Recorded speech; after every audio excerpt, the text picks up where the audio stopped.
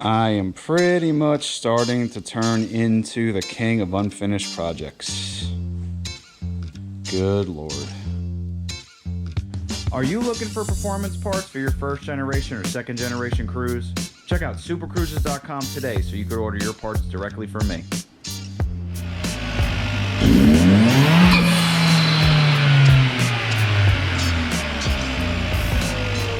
What's going on, everybody? I appreciate you checking out Dave's World. The last video you saw was probably me working on the golf cart. I don't know how popular this is going to be on the channel, but it's something I'm trying to do because my wife wanted a golf cart, and of course I bought one that had to break down the night I bought it. It's in the way of the methanol injection install, but it's not going to stop me. Unfortunately, the garage is cluttered, but luckily I do not have to drive the car today. Off camera, I ended up making a test pipe. So basically, I wanted to show everybody how the methanol injection would be installed. This is the boost reference port, this is the injector, and this is a temperature sensor. Basically, this injector should be as close to the throttle as possible, but in this situation, I wanted to show everybody what methanol injection actually does by putting a gauge in the car showing the temperature that the intake has when this injects. So that's why it's set up this way. That's not how you should do it, just on my car. I'm also going to be doing another temperature sensor in my intercooler. So instead of basically dealing with an OBD plug-in tool, I'm actually going to show you in another gauge, or basically it's the same gauge, but it shows two temperatures, what the temperature at the intercooler is after the air gets cooled, and the temperature after the injector sprays, basically letting you know what the methanol does and what the intercooler is doing at all times. We're going to also, in this series, probably hook up this shift light, because now that I'm putting this stuff in the car, the engine's revving very fast. So we're going to hook up a shift light. I have extra gauge pods, the temperature gauge that we're going to be putting in. You can see here there's two needles. Each color will be a different position on the car that I'm reading. So one here, another one there. And then since then, basically since I started doing this install, I started coming out with really cool stuff for the intercooler. So this is a carbon fiber looking pipe that I came out with. What I'm going to be doing is installing these on my car. I want to test the carbon fiber out to make sure we don't have any problem. It's a really nice looking pipe. I love the way it came out. I love the gloss. I also have a dry carbon version. We're going to test this out on my car to make sure we don't have any heat problems. Okay, now that I went over the stuff that's going to be installed, I think where I'm going to stop the video today is going to be, let's get the intercooler back together.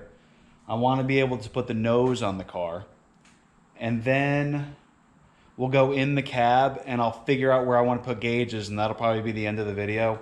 One other thing I want to show everybody is this. Okay, so this is an add-on to the video. I wanted to show everyone that I have an auxiliary tank for washer fluid. You can take the pump from the car and the line right from this tank and still retain your washer fluid, and this also has the ability to let you know how much is in there.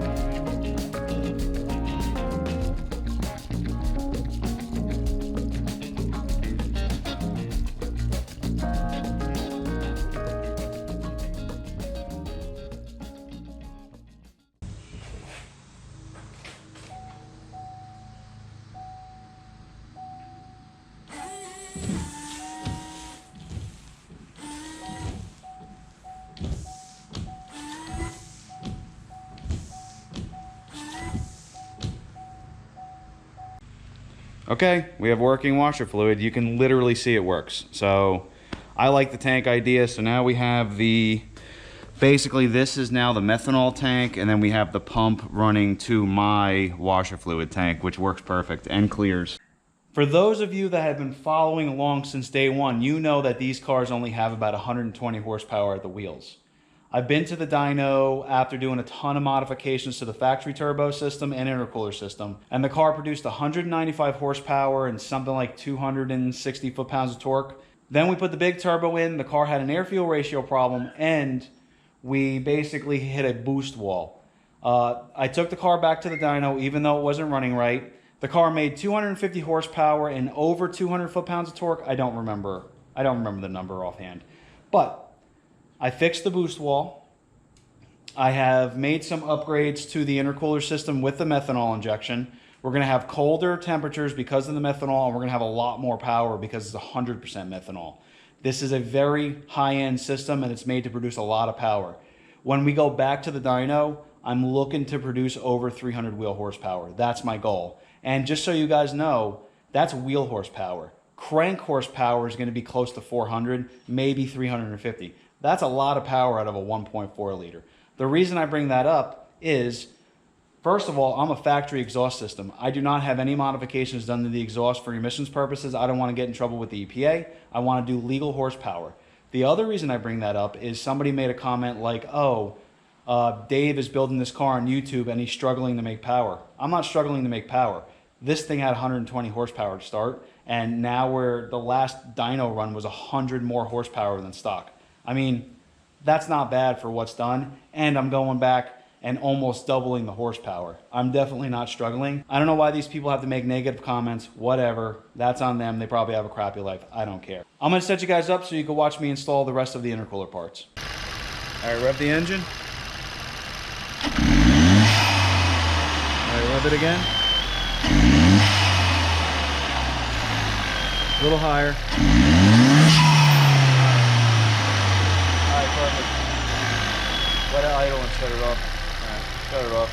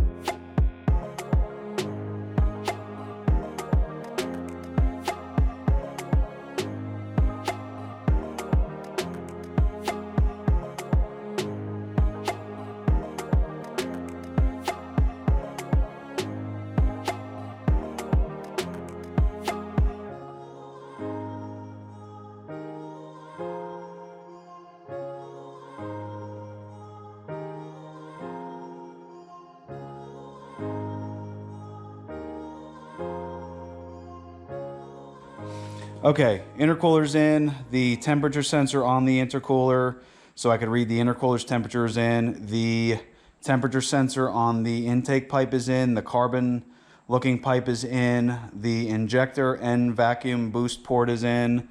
I grounded the low level switch, ran the line up, so now all we have left is to put the front bumper back on. I'm so tired of this thing not having a front bumper, so let's just snap our fingers to the future and get it on. I am really excited to have the bumper back on the car. I'm even more excited that we're getting closer to getting this car back to the dyno. This next dyno run hopefully is going to be over 300 wheel horsepower. The methanol is going to do a great job of adding power and cooling down the intake charge. So I'm pretty tired. I am going to save wiring for the next video, I think. I'm too exhausted. And you know what? The pump for this golf cart actually might be in, and I'm going to save the rest of my energy just to get this thing running again, because I can't stand having stuff broken down. It's driving me crazy. So I'll catch you guys on the next video. Hopefully you enjoy this series. Keep in touch and have a nice day.